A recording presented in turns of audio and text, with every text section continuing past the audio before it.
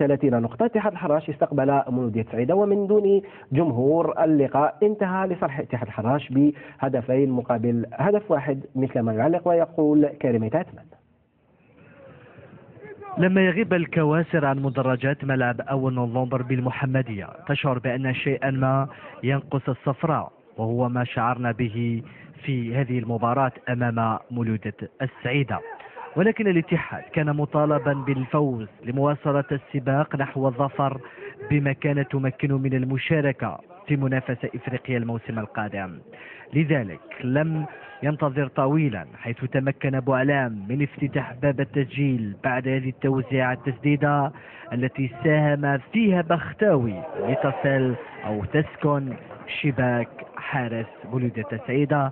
بداية قوية لبوعلام والاتحاد وخطأ فادح في دفاع مولودية السعيدة.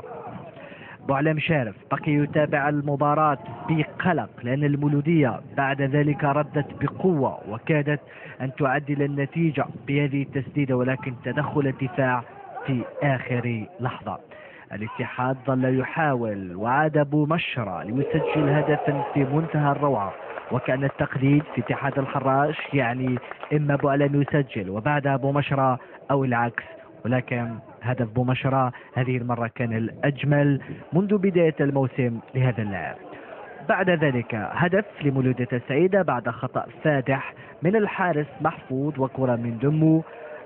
اللقطة فاجأت الجميع بما في ذلك المصور. خلال المرحلة الثانية شهدنا وجه آخر مغاير لمولودية السعيدة، رغم أن البداية كانت دوما من بوعلام بهذه التسديدة الجانبية. المولودية رمت بكل ثقلها في الهجوم، ولكنها افتقدت دوما إلى اللمسة الأخيرة، فتعددت الفرص، وهذا سيلا الذي ضيع أمام جغبالة. قلت بأن مولودية السعيدة لعبت بدون تخوف، ومع ذلك اتيحت لاتحاد الحراش فرصة لتعميق الفارق بعد عرقلة بوعلام، لكن بومشرة لم يسجل هذه المرة، ففوت فرصة إضافة الهدف.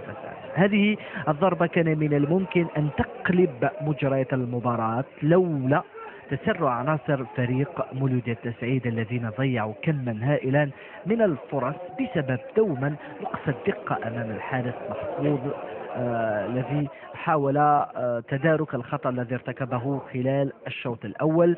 إذا تعددت الفرص لكن دون جدوى، حيث تمكن فريق اتحاد الحراش من الحفاظ على هذا المكسب، وكاد بومشرة أن يتدارك تضييعه لضربة الجزاء بهذه التسديدة القوية، ولكن حارس سعيدة كان حاضرا. قلت اتحاد الحراش تمكن من تحقيق الأهم في هذه المباراة، 3 نقاط ومباراة في المستوى لمولودية سعيدة.